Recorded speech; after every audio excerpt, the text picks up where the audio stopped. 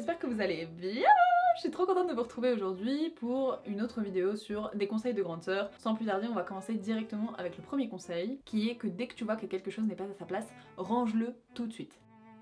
Je te jure, ça va te faire gagner du temps par rapport au temps que tu vas passer à faire le ménage plus tard. C'est quelque chose qui va te prendre 5 secondes. Le problème, c'est que si tu laisses cumuler ce genre de petites tâches, bah c'est 5 secondes, plus 5 secondes, plus 5 secondes. Tu vas arriver à un total de 1 heure, 2 heures, alors que bah littéralement, ça t'aurait pris 5 secondes éparpillées par-ci, par-là. Et bêtement, au-delà du fait que ça fait gagner du temps, tu préserves ta charge mentale parce que tu vois pas du bazar partout, tu vois. Si tu vois un petit truc, ça attire ton attention, hop, tu le prends, tu le mets à sa place. Une petite cuillère qui traîne, j'aurais dû faire la vaisselle, hop, ça prend 5 secondes, je la lave, ou je la mets dans le lave-vaisselle pour les plus chanceux qui ont un lave-vaisselle. Je vous envie, grandement. Grandement. Ok? Ok. Ne raconte pas tes problèmes à qui veut l'entendre. Et qu'il s'agisse de problèmes familiaux, de problèmes amicaux ou de problèmes de couple, ne raconte pas tes problèmes à qui veut l'entendre. Je dis pas qu'il ne faut jamais le faire, surtout qu'il y a des problèmes quand même beaucoup plus graves que d'autres. Si on parle bêtement de violence conjugale, bien sûr. Bien sûr. Là, c'est grave. Mais si c'est une petite querelle, un malentendu, règle-le avec ton gars, règle-le avec ton ami, et voilà. Pourquoi? Parce qu'en fait, si par exemple tu passes tout ton temps à raconter tout le négatif que ton mec il fait à tes copines, même tes amis les plus proches, ben elles vont finir par le détester ton gars. Donc vraiment mon conseil, si tu as un problème avec quelqu'un, la première personne à qui tu vas parler de ce problème, c'est la personne en question. Donc si tu as un problème avec un ami, tu vas voir cet ami. Si tu as un problème avec ton gars, tu vas voir ton gars. Si tu as un problème avec ton daron, tu vas voir ton daron, ok? Et si malgré le fait d'en avoir parlé avec la personne concernée, le problème ne se résout pas, je pense que ça dépend de chaque situation en fait. Mais mon conseil de base, c'est ne raconte pas tes problèmes à qui veut l'entendre. Et en parlant de relations humaines, fais la distinction entre la rancœur excessive et la froideur justifiée. Pourquoi je mets l'accent là-dessus? Parce que c'est vrai qu'il y a des personnes qui se disent ouais moi je suis grave rancunière, je pardonne pas, j'oublie jamais. Bon, on te demande pas d'oublier. Et si tu veux pas pardonner, on te demande pas non plus nécessairement de pardonner. Même si personnellement je trouve que le pardon c'est quand même... c'est bien.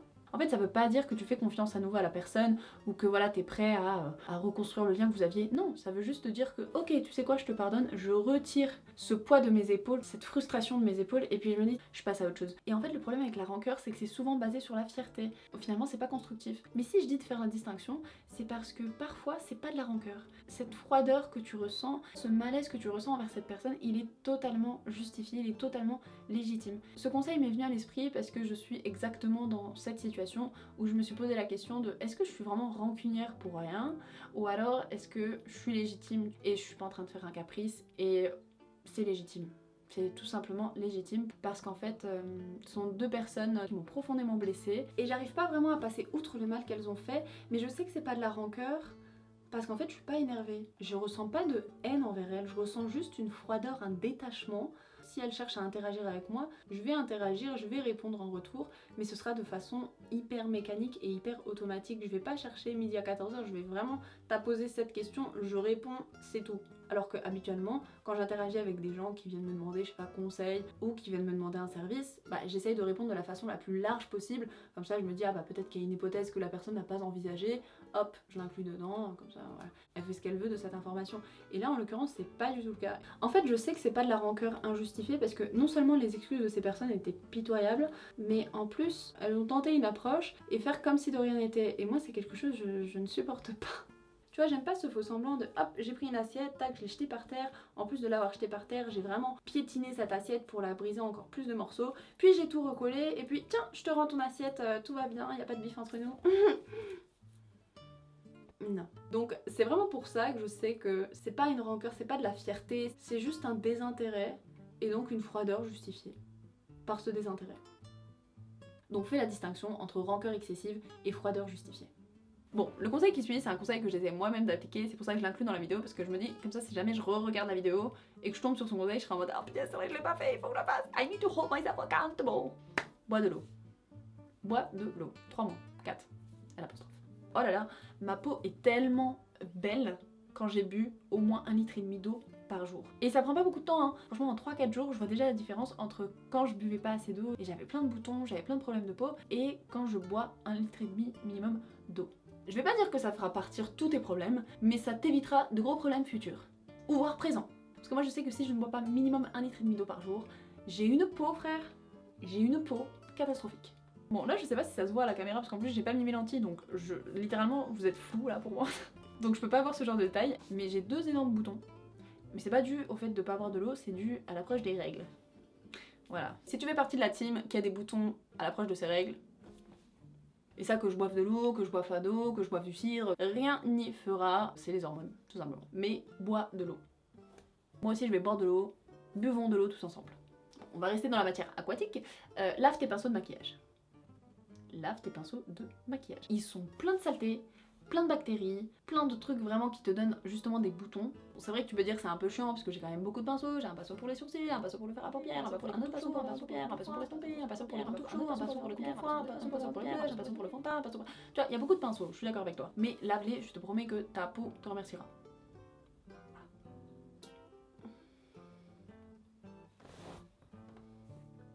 Ma mère, elle vient de m'écrire un message tellement random, mais tu sais quoi, on va l'ajouter à la liste des conseils. Elle m'a dit « Coucou les enfants, ne vous asseyez jamais sur des toilettes publiques. » C'est le conseil le plus random, mais vous savez quoi, on va appliquer ce conseil, ne vous asseyez jamais sur des toilettes publiques. Par contre, non, un conseil, vu qu'on parle des toilettes, en fait ça devrait pas être un conseil, ça devrait être une obligation. Fermez la cuvette quand vous tirez la chasse d'eau. Je vais répéter, fermez la cuvette quand vous tirez la chasse d'eau. Parce que j'ai l'impression que c'est pas common knowledge. You know what I mean? À la limite, tu veux faire l'impasse sur les nettoyages de tes pinceaux et le changement de tes têtes d'oreiller. Soit. Mais s'il te plaît, baisse la cuvette avant de tirer la chasse d'eau. Voilà. Parce qu'il y a plein de particules après qui s'envolent comme ça va sur les brosses à dents, ça va sur les serviettes, ça va partout. Not in this ethnic household. Un conseil un peu bateau, mais les économies ça se fait au début du mois. Ça se fait pas à la fin du mois. C'est pas à la fin du mois quand il te reste 50 balles sur ton compte, tu te dis ah purée, comment je fais? Bah tu fais pas. Tu fais pas, mais le mois prochain tu fais au début, tu fais le jour même où tu reçois ton argent, voilà, tu mets tes sous de côté. Après mettre des sous de côté ça veut pas nécessairement dire ouais tu mets 200 € de côté, non, si t'en as les moyens.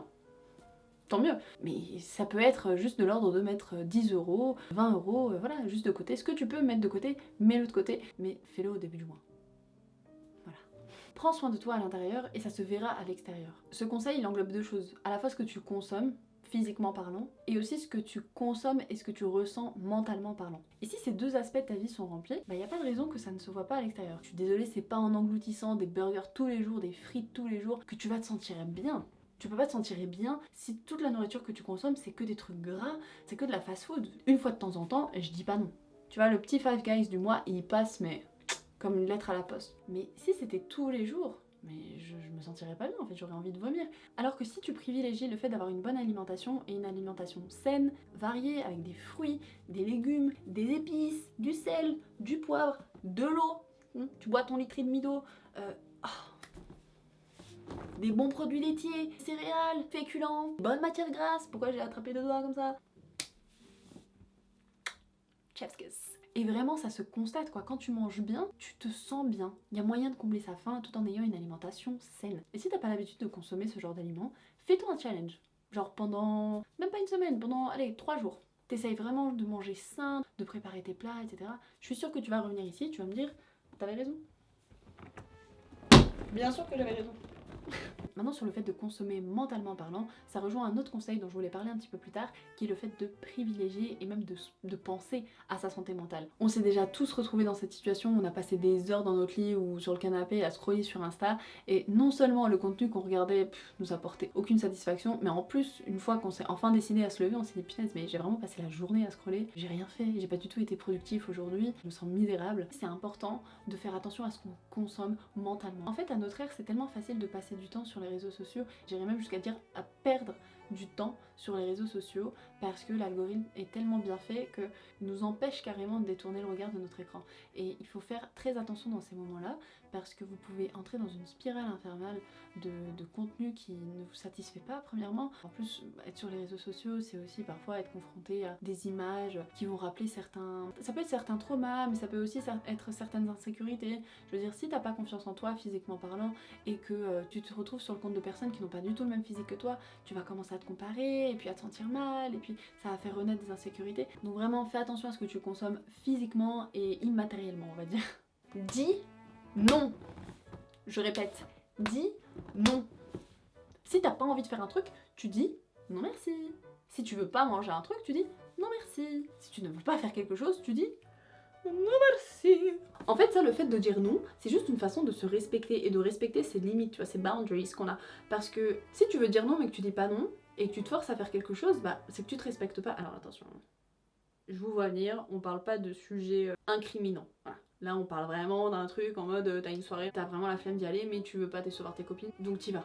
Mais au fond, t'avais pas du tout envie d'y aller parce que peut-être, je sais pas, tu devais faire le montage de ta prochaine vidéo YouTube et qui va te prendre des heures et tu dis bon, ouais, c'est pas grave, tant pis. Ou je sais pas, t'es en voyage avec une pote et plutôt que de donner ton avis sur les activités que vous avez préparées, bah c'est toujours elle qui décide où vous allez et puis toi, t'as pas nécessairement envie de faire ce genre d'activité. T'aurais voulu proposer d'autres choses, mais t'as pas envie de la confronter non plus, ou enfin de entre guillemets la confronter, et donc tu dis pas non, tu dis oui à tout. C'est des situations où en fait tu respectes pas ce que t'as vraiment envie de faire, et donc par extension tu te respectes pas vraiment, mais bon après c'est pas grave, on a tous dit ok pour un truc qu'on n'avait pas très envie de faire, voilà, mais c'était surtout pour faire plaisir à l'autre personne.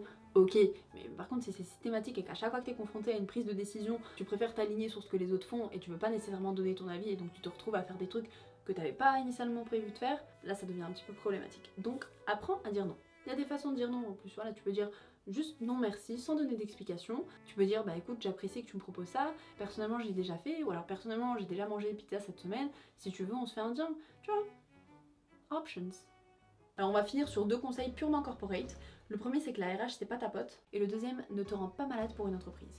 Le ou la RH n'est pas ton ou ta pote, donc ne va pas lui raconter les moindres détails de ta vie. Alors oui, le RH peut prendre en compte l'intérêt des employés, mais le RH ne défendra pas tes intérêts personnels à toi.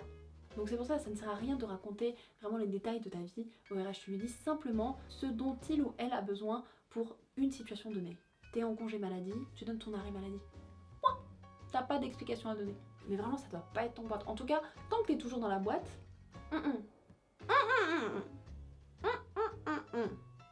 Par contre, si tu pars de la boîte et que vraiment vous vous entendiez bien, why not? Mais tant que t'es dans la boîte, le RH, c'est pas ton ami.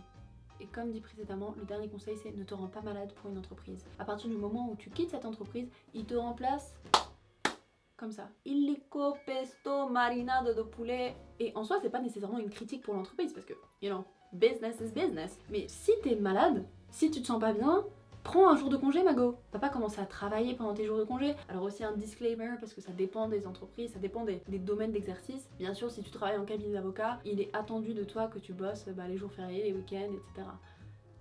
Ce que je trouve extrêmement toxique, mais bon, ça c'est un sujet pour une prochaine fois. Mais de manière générale, si dans ton contrat de travail il est indiqué que tu pars à 17h, bah tu pars à 17h en fait. Va pas te rendre malade pour une entreprise qui peut te remplacer comme ça.